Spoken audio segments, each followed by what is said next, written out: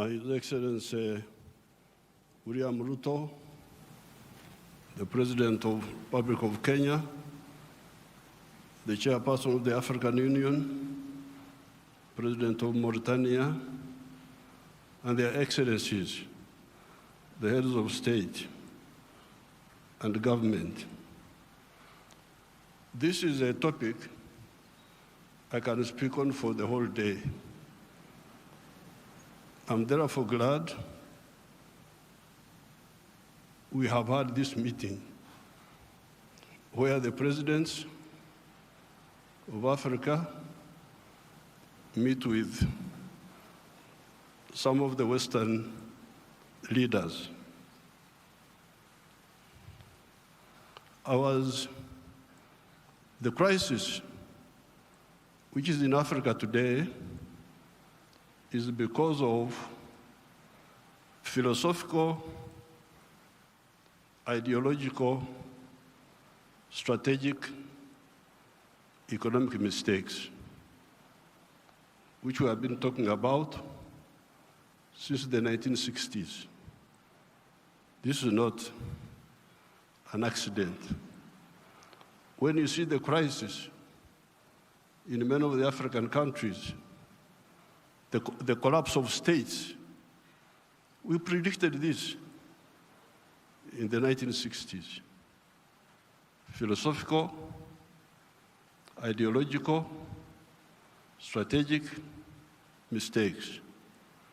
I don't have time to amplify each one. But I was very happy to hear the President of the World Bank talking about prosperity instead of profiteering. These were his own words.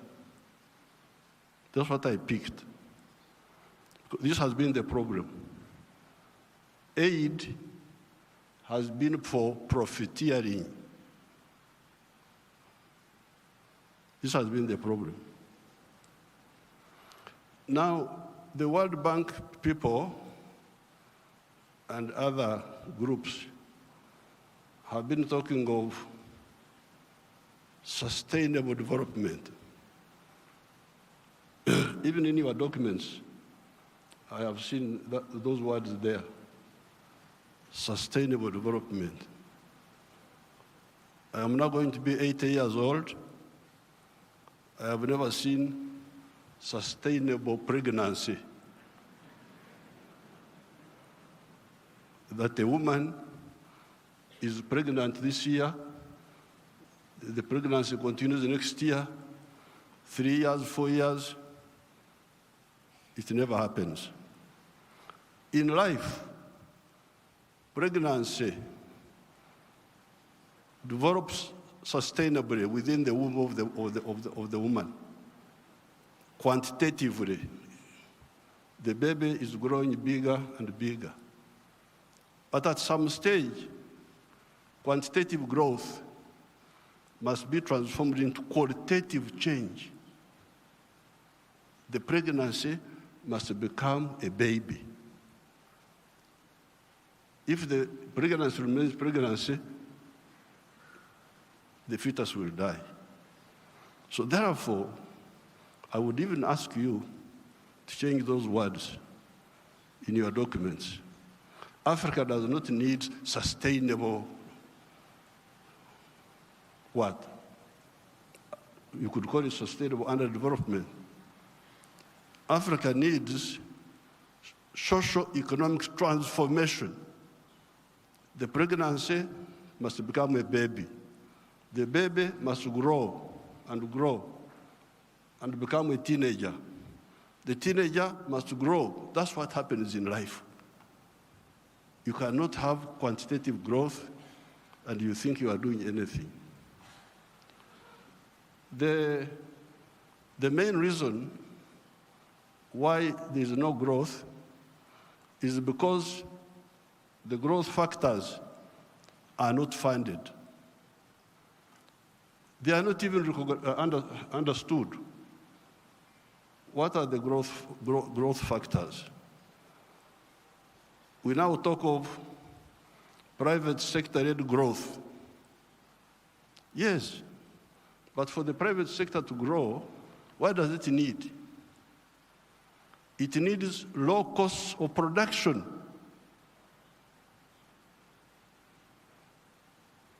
Ministers of Finance, low costs of production. And what are the low costs of production? Number one, transport. You must have low transport costs. Where do low transport costs come from? From the railway.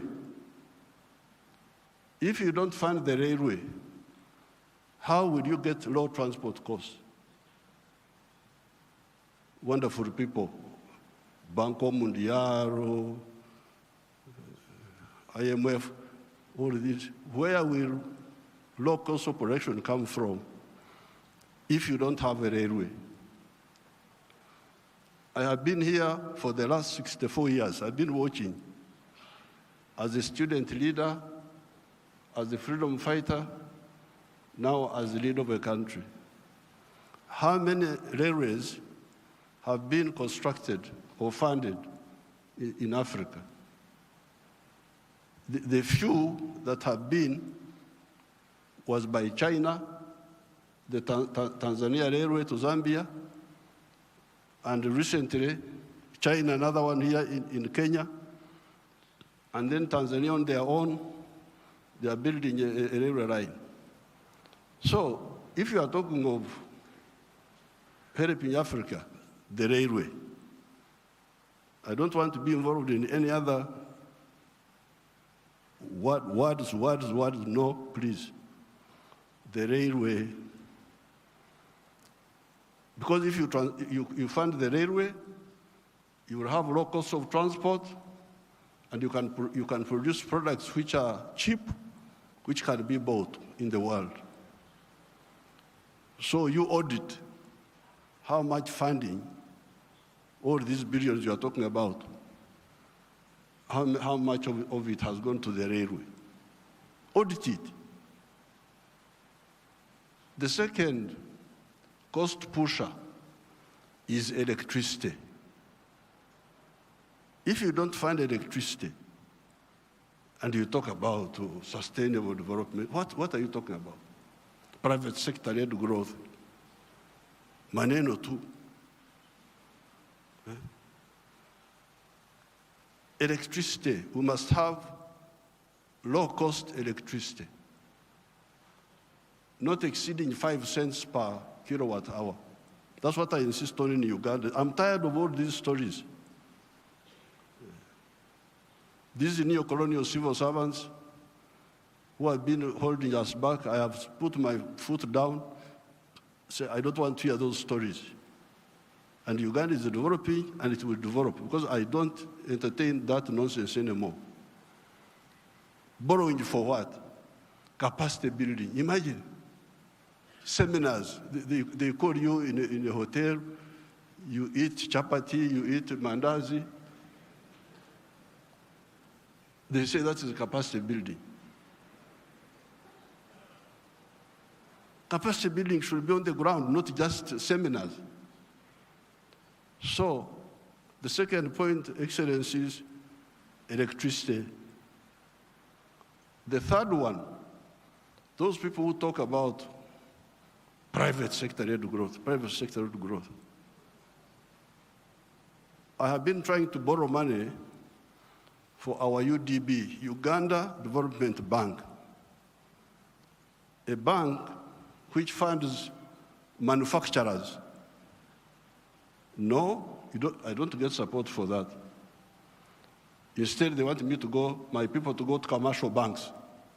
But commercial banks cannot give, no, those commercial banks are to encourage imports.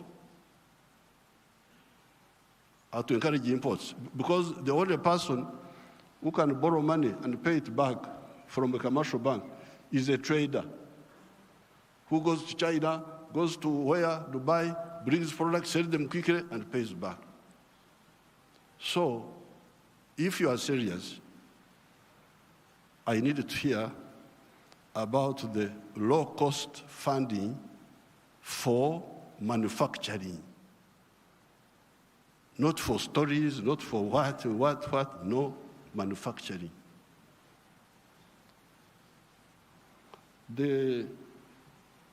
How about funding for irrigation? Because if you want to stabilize agriculture, a country like Uganda is very rich, we have got everything. But still sometimes we get some erraticness in the rain. So in order to stabilize, I've been trying to look for a loan for irrigation. I can't easily get it. Very difficult to get. A loan for seminars, very quick. The civil servants, what?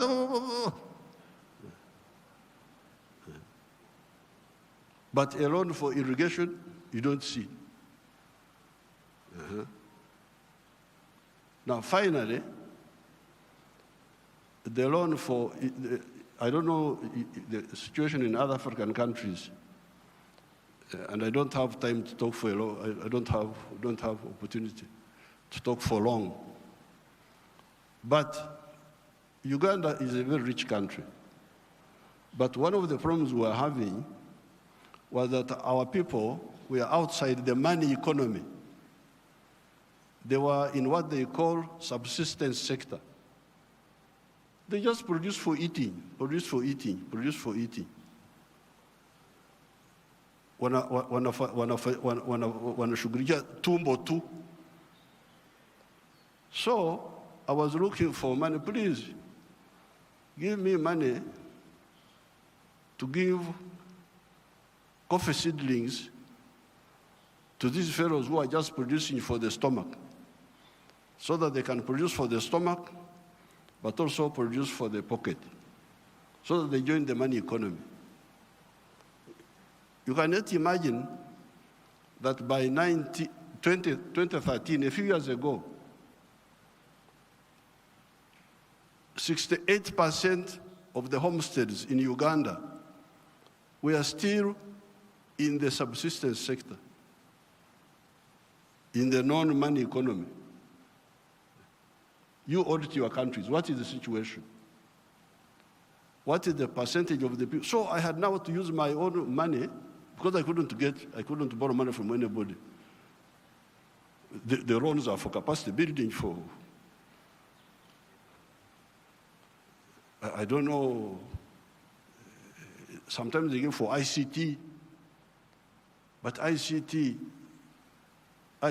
is a communication system, mainly. What are you going to communicate on that communication?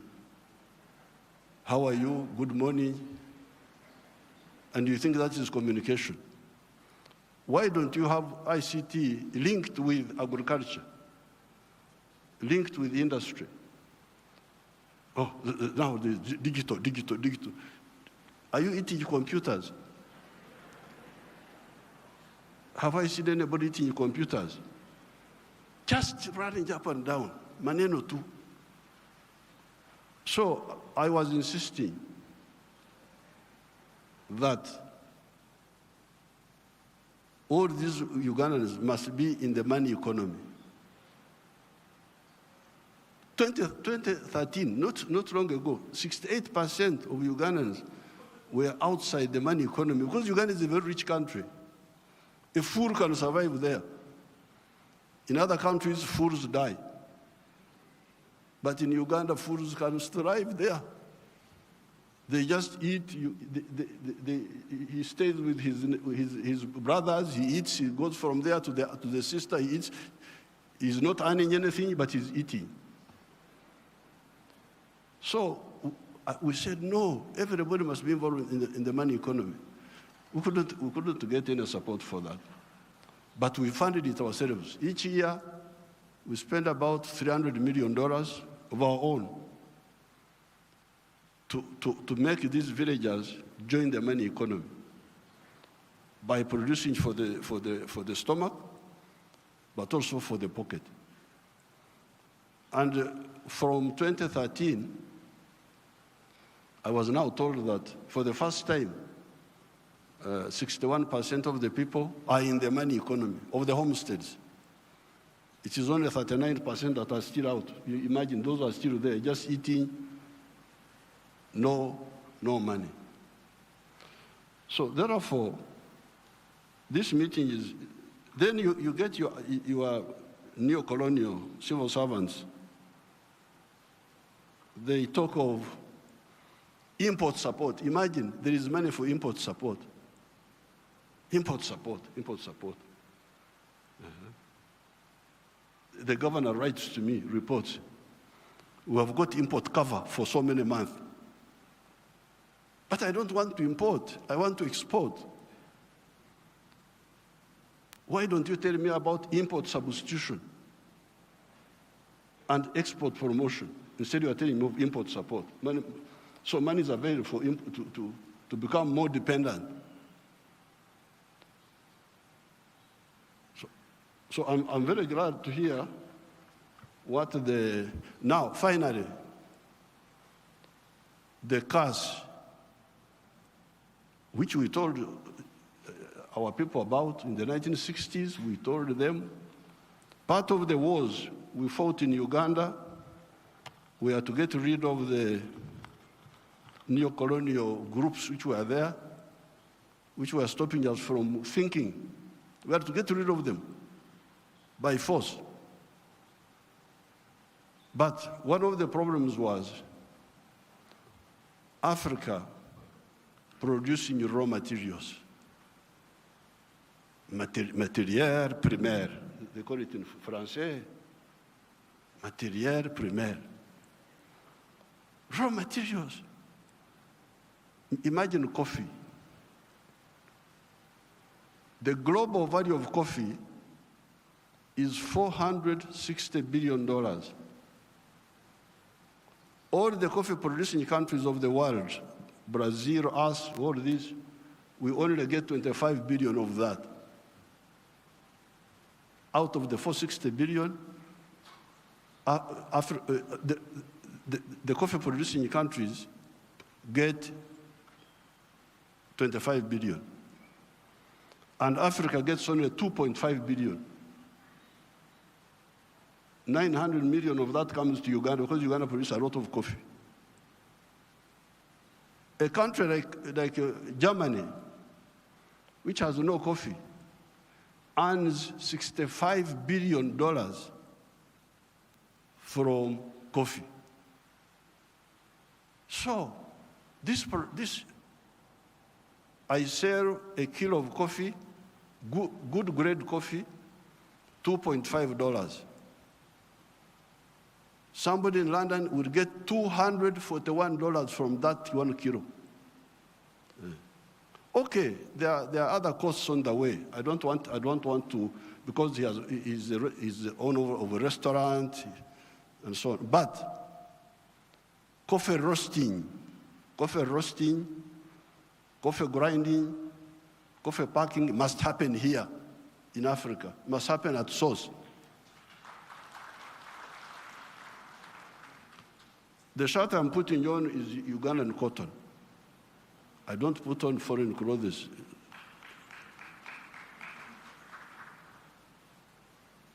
It's only the trousers I'm putting on because I can't go naked. Because they have not solved that problem for me. So, if you look at cotton, how many job levels are there? Job levels. You grow the cotton. Okay, that one we do. Those jobs we do. We gene the cotton. Kutoa mbegu, remove the seeds. That one we do here. And we end there. When you hear all these countries which have got crisis, Burkina Faso, I don't know what, Mali, all of them are cotton growing countries. But how much textiles are they producing? They're importing textiles, I don't know from where. So now, if you end at level 2, ginning, removing the seeds. Then you take the pamba, you take the cotton. To cleverer people who are clever. Watu wenye akili. Wako huko. Sisi hapo tutajiita vipi?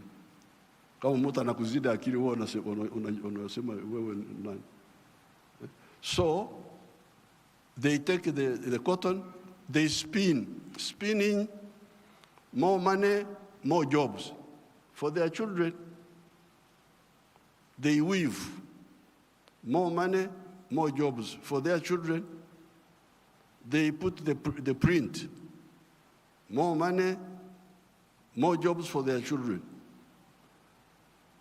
I looked at the figures. Uganda consumes 276 million meters of textiles each year. And that wonderful country of yours spends $880 million on clothes. Some of them dead people's clothes from Europe.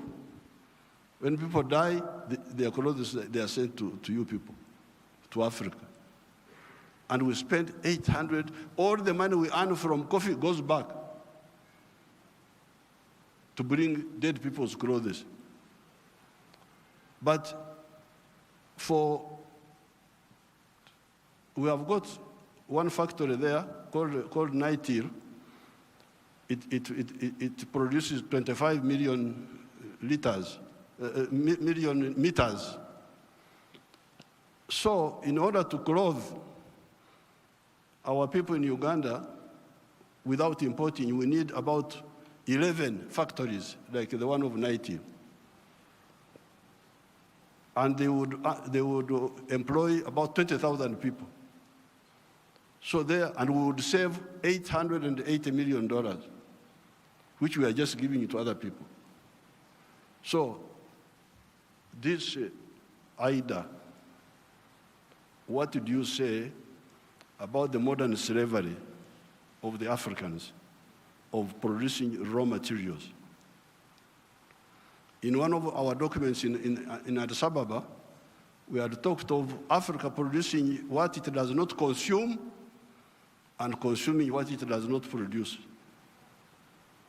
They had put that as a summary in one of the documents of the African Union. We must get rid of the production of raw. I banned the export of minerals from Uganda and process. I banned them. Piga marufuku.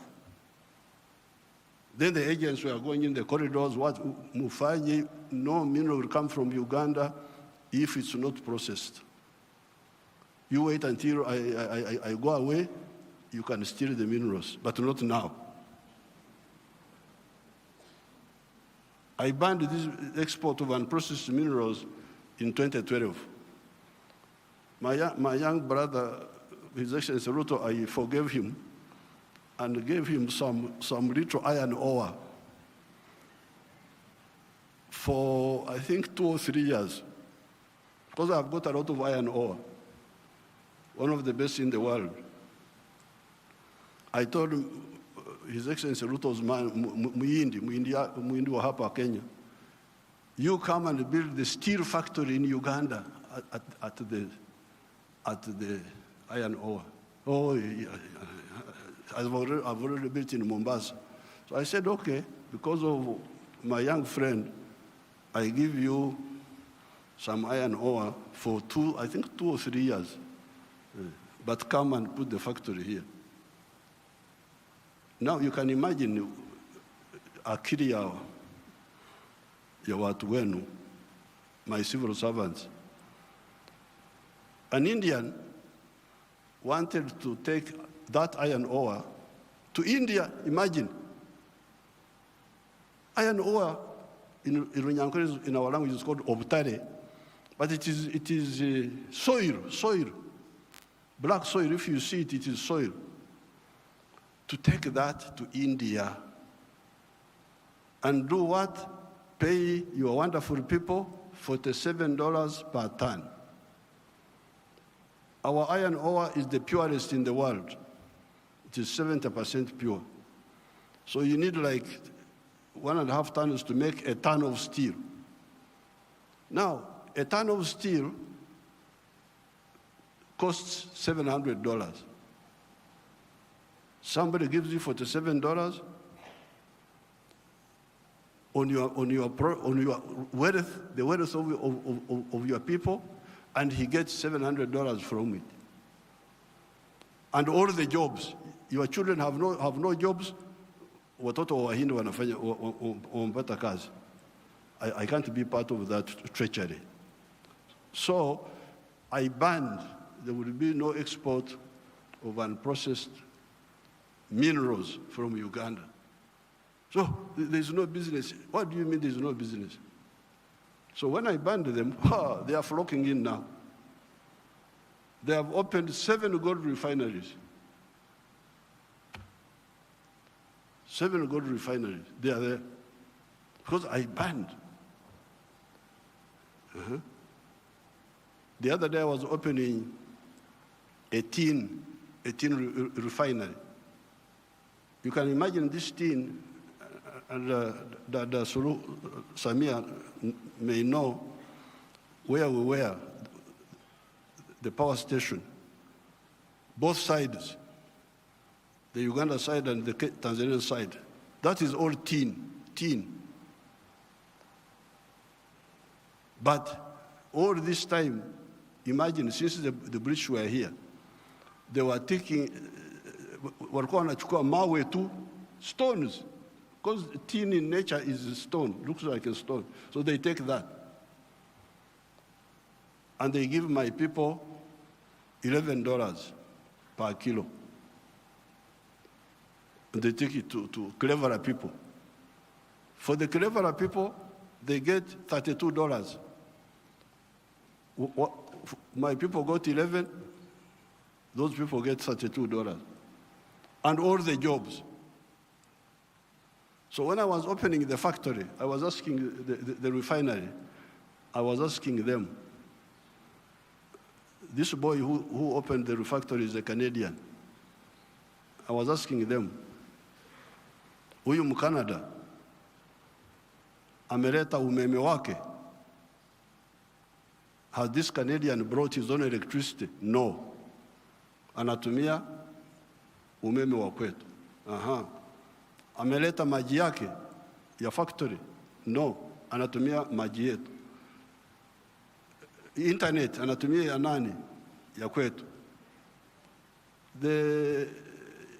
So, out of the $32, much of that money will remain in Uganda. Pay for the raw material, pay for the electricity, pay for the water, all that remains in Uganda. So, what does, first of all, my African brothers and sisters say about this hemorrhage of Africa? Hemorrhage. Echikurukuto, we call it in Uganda. This hemorrhage must stop. The crisis you see in these countries is because of stagnation of the last 60 years since independence. The population is increasing, the economies are not increasing. What do you expect? So with these few words, Your Excellencies,